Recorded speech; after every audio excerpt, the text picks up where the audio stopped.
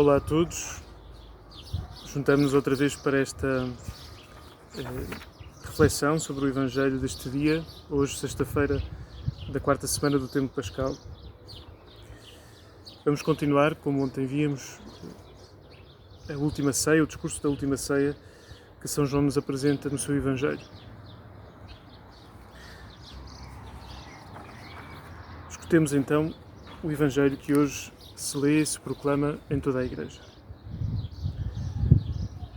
Naquele tempo, disse Jesus aos seus discípulos: Não se perturbe o vosso coração. Se acreditais em Deus, acreditai também em mim. Em casa do meu Pai há muitas moradas. Se assim não fosse, eu vos teria dito que vou preparar-vos um lugar. Quando eu for preparar-vos um lugar, virei novamente para vos levar comigo, para que onde eu estou, estejais vós também. Para onde eu vou, conheceis o caminho. Disse-lhe Tomé: Senhor, não sabemos para onde vais.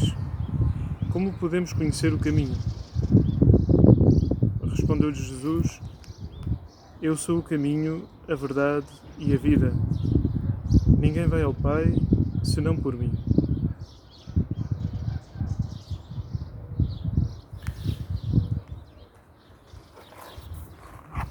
Continuamos a ouvir este discurso belíssimo de Jesus. Já ontem era um Evangelho, e já nos dias anteriores, Evangelhos tão bonitos, com palavras que Jesus nos dirige e que nos trazem consolação. E hoje, novamente, e sobretudo com esta nova, este dizer de Jesus, estas palavras de Jesus que conhecemos bem: Eu sou o caminho, a verdade e a vida. Se olharmos também para a primeira leitura, que é do livro dos Atos dos Apóstolos, como temos vindo a ler desde a Páscoa, encontramos lá um discurso de São Paulo, na sinagoga de Antioquia de Pisídia, um discurso muito habitual no livro dos Atos dos Apóstolos.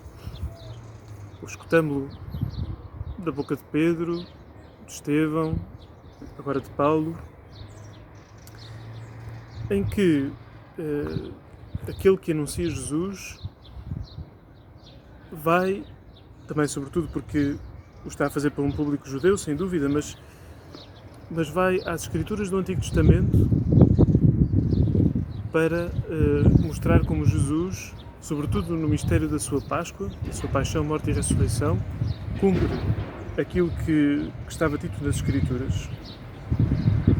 Então aqui São Paulo fala de Abraão, diz: a nós foi dirigida esta palavra de salvação, e fala da condenação de Jesus, mas que na própria condenação de Jesus se cumpriram as palavras dos profetas, que se leem cada sábado.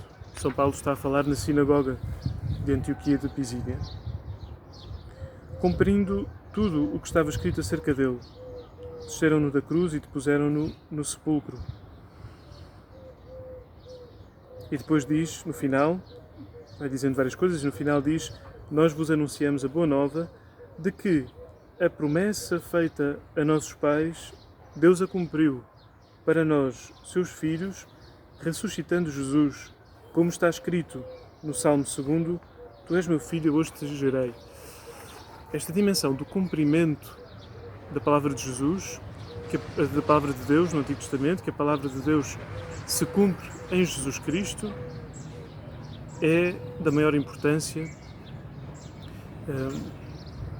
porque fala-nos da fé como confiança na palavra que nos foi dirigida. E não só uma palavra, digamos, em qualquer sentido, mas uma promessa.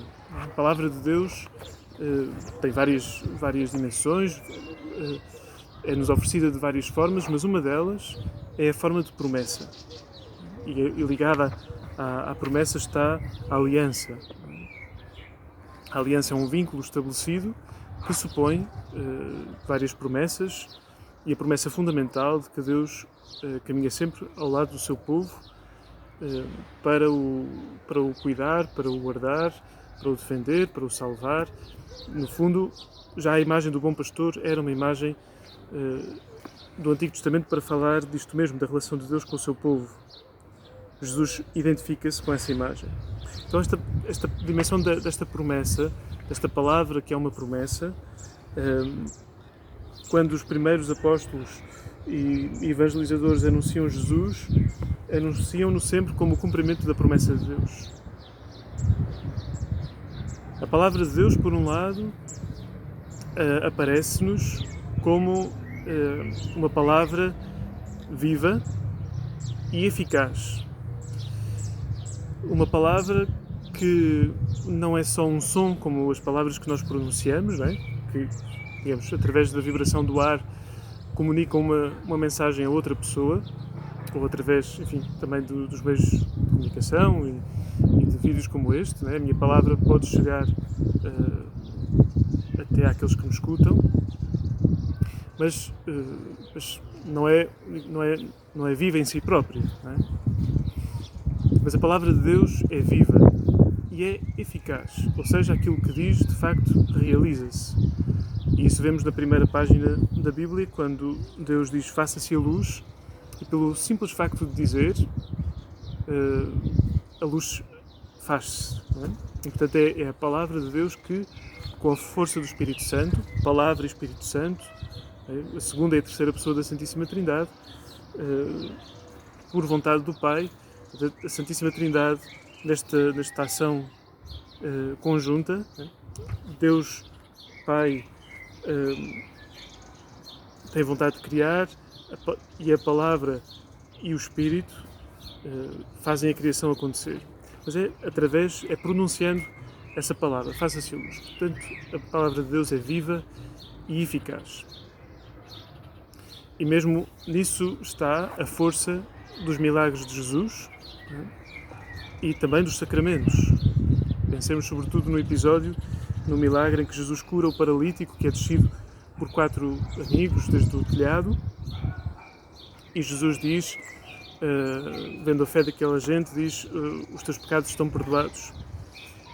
E diz apenas isso. E depois vem então a dúvida dos fariseus, e Jesus, para que eles vissem, para verdes que o Filho do Homem tem o poder de perdoar os pecados, ou seja, para verdes que aquilo que eu disse realmente aconteceu, e volta-se para o paralítico e diz, levanta-te e anda, toma a tua enxerga e vai para casa.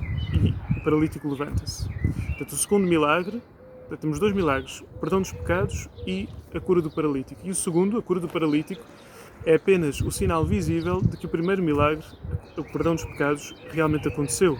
E os dois acontecem pela força da palavra de Jesus. Portanto, a palavra de Deus é viva e eficaz. Talvez a única situação em que a palavra de Deus não é absolutamente eficaz ou imediatamente eficaz é quando ela quer a colaboração da nossa liberdade. Deus faz depender a eficácia absoluta da sua palavra do assentimento da nossa liberdade, do consentimento da nossa liberdade, da nossa resposta. Pensemos, por exemplo, na Anunciação. O anjo Gabriel vai ter com Nossa Senhora, com a Virgem Maria, para que o Verbo de Deus possa nascer no seu ventre. Deus bastava-lhe pronunciar uma palavra, como fez para criar a luz, para criar todas as outras coisas, bastou uma palavra. Deus podia ter também pronunciado uma palavra e o Verbo de Deus encarnava no seio da Virgem Maria. Mas Deus quis que a humanidade, em Nossa Senhora, desse uma resposta.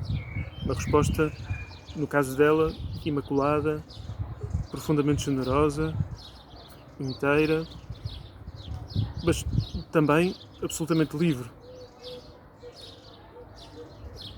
E, portanto, aqui vemos como, e Nossa Senhora como o exemplo por excelência disso, vemos como a palavra de Deus Deus faz depender, quando é connosco, faz depender a absoluta eficácia da sua palavra da nossa resposta livre, porque nos quer livres e porque não nos quer salvar sem nós próprios, não nos quer salvar sem que nós queiramos também. É parte da beleza, da liberdade que Deus nos deu e da nossa história da salvação. E depois também parte do drama, quando nós próprios, e vemos o mundo à nossa volta também, usando mal a nossa liberdade, não acolhemos a salvação de Deus, e aquela palavra que pela sua absoluta eficácia nos podia salvar, não o pode fazer, porque não nos vai salvar contra a nossa vontade. Portanto, a palavra de Deus, a sua eficácia, no caso das promessas, das profecias, da aliança e das várias promessas que a aliança tem, e neste caso as promessas ligadas a Jesus, digamos que existe apenas uma distância no tempo, para que essa palavra se concretize, seja eficaz, realize. Realizar-se-á, porque se é uma promessa da parte de Deus, então realiza-se. Faz parte da natureza da palavra de Deus. E aqui simplesmente, digamos, há esse tempo, mas cumpre-se. Portanto, isto para dizer o quê? Resumindo, que para nós a palavra de Deus e as suas promessas são fonte de conforto e consolação, porque sabemos que a palavra de Deus se cumpre. Cumpre-se em Jesus, como diz São Paulo, cumpre-se em Jesus e vemos como se cumpre em tantas ocasiões da Sagrada Escritura e também na nossa vida. E, portanto, a palavra de Deus, as promessas que Deus faz, cumprem-se. Ele cumpre-as. Ele é a garantia do cumprimento das suas próprias promessas. Então, posto isto, indo ao Evangelho de hoje, podemos lê-lo, digamos, ainda com uma maior profundidade, ou descobrindo ainda com mais profundidade o seu sentido. Volta a reler pelo menos alguns versículos. Não se perturbe o vosso coração. Aquele que descansa nas promessas de Deus, por mais negro que possa surgir, por mais negro que possa ser um cenário que surja, pensemos na paixão de Jesus, Jesus diz isto momentos antes de ir para o Jardim das Oliveiras, e aqui está sobretudo a preparar os apóstolos, que vão vê-lo a ser preso, a ser condenado, que vão fugir com medo. Portanto, Jesus aqui diz já, não se perturbe o vosso coração, já antecipando a perturbação que pode surgir, e também porque algumas palavras que Jesus diz aqui em todo este discurso da última ceia anunciam já o que vai acontecer e que Jesus se vai retirar. Para onde eu vou, para onde eu vou, vós não podeis ir agora, diz Jesus. Portanto, é natural que o coração dos apóstolos já começasse a perturbar-se um pouco. O que é isto que ele nos diz? Está a falar do quê? O que é que vai acontecer? Já disse Jesus que um deles o vai trair. Portanto, é natural que o coração deles já esteja perturbado e perturbar-se ainda mais com a prisão de Jesus. Não se perturbe o vosso coração. Se acreditais em Deus, acreditai também em mim. Acreditar tem a ver, sobretudo, com acreditar na palavra de alguém. E, portanto, estamos novamente aqui, digamos, no domínio da palavra e da fé que pomos na palavra de Deus, na confiança que, a partir da nossa liberdade, pomos na palavra de Deus, naquilo que Deus nos diz e nos promete. Em casa do meu Pai há muitas moradas. Se assim não fosse, eu vos teria dito que vou preparar-vos um lugar. Portanto, Jesus aqui está a dizer, eu prometi-vos uma coisa, portanto, fiquem descansados que ela vai acontecer. Como, novamente, nesta lógica da palavra de Deus que promete e se cumpre. Quando eu for preparar-vos um lugar, virei novamente para vos levar comigo, promessas, né? No futuro, virei.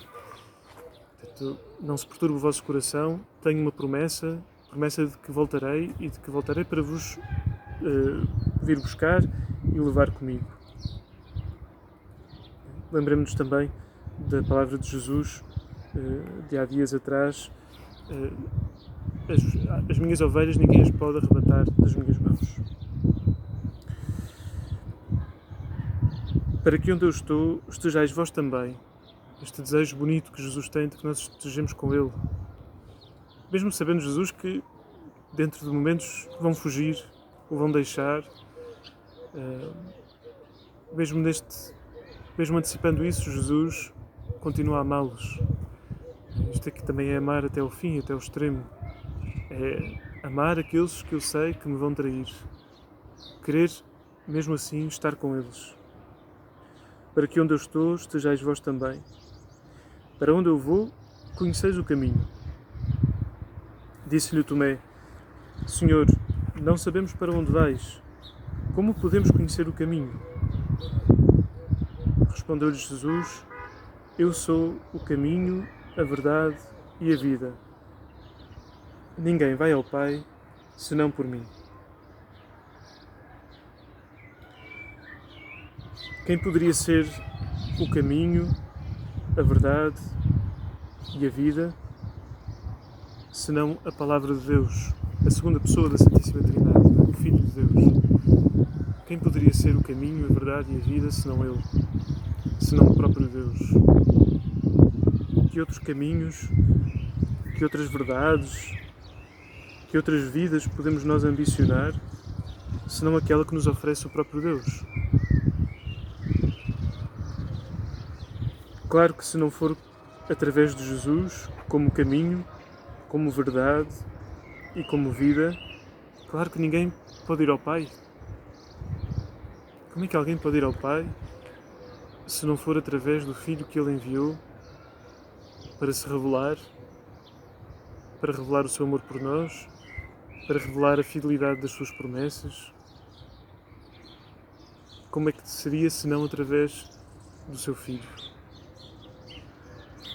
Ninguém vai ao Pai senão por mim.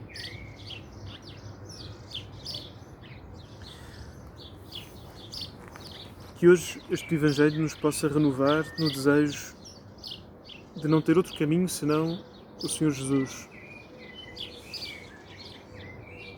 De não querer outra verdade senão a verdade, que só pode ser uma. A verdade só pode ser uma. A verdade que é Jesus. E não desejarmos outra vida que não a vida que Ele nos oferece. Uma vida cheia de graça, cheia de bem-aventurança, sabendo que o caminho da bem-aventurança é um caminho da Páscoa, não é? Um caminho marcado também pela cruz, mas é o único caminho de bem-aventurança. Uma vida de graça, uma vida de bem-aventurança, de felicidade, de alegria, uma vida de paz no seu sentido mais profundo, uma vida em Deus. A única vida para que fomos feitos, a vida que os santos experimentaram, a vida que nós podemos experimentar também, na medida em que o Espírito Santo nos for fazendo santos, naquele sentido em que também já falávamos no início da semana, terça-feira, julgo eu, que o Espírito Santo é aquele que em nós faz possível a santidade. A santidade não é um esforço nosso, mas é algo que Deus vai fazendo em nós. É Deus que faz a santidade em nós. É Deus que é santo em nós. É essa vida que os santos experimentaram e que nós somos chamados a experimentar, a conhecer, a viver também aqui. Também aqui nesta vida, digo eu. Também no meio das nossas circunstâncias. Muitas vezes sem termos que mudar radicalmente de vida, mas simplesmente lá onde já estamos, com quem estamos, fazendo o que já fazemos, tudo isso podemos viver de uma maneira diferente. com o Espírito Santo, com Jesus como caminho, verdade e vida. Nada pode haver mais importante nesta vida, que é a única que temos e que pode ser tão curta, tão breve, mesmo que dure 100 anos, será talvez breve.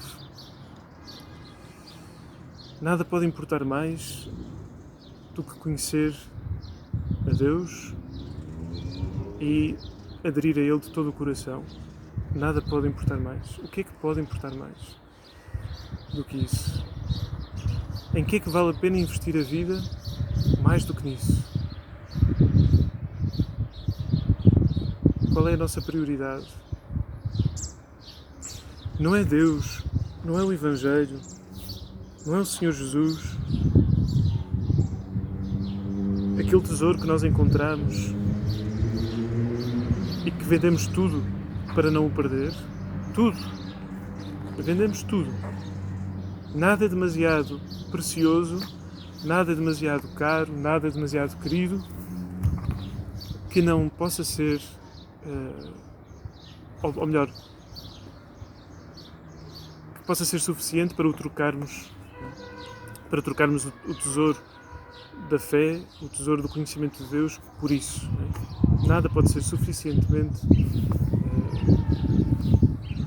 maior, mais precioso para que deixemos o tesouro que é Deus e que é a vida que Ele nos oferece de lado.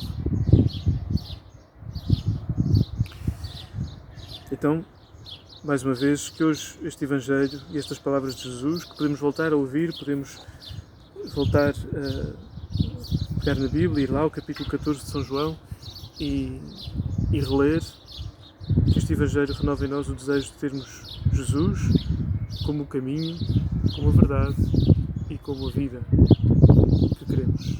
O único caminho, a única verdade e a única vida que podemos desejar. E que o Espírito Santo torne isso possível, faça isso possível dentro de nós, purificando a nossa liberdade para que ela possa aderir plenamente a esta fé que é nossa, que nos é oferecida e que é aquela que nos leva à vida verdadeira. O Senhor esteja convosco. Abençoe-vos Deus Todo-Poderoso, Pai, Filho e Espírito Santo.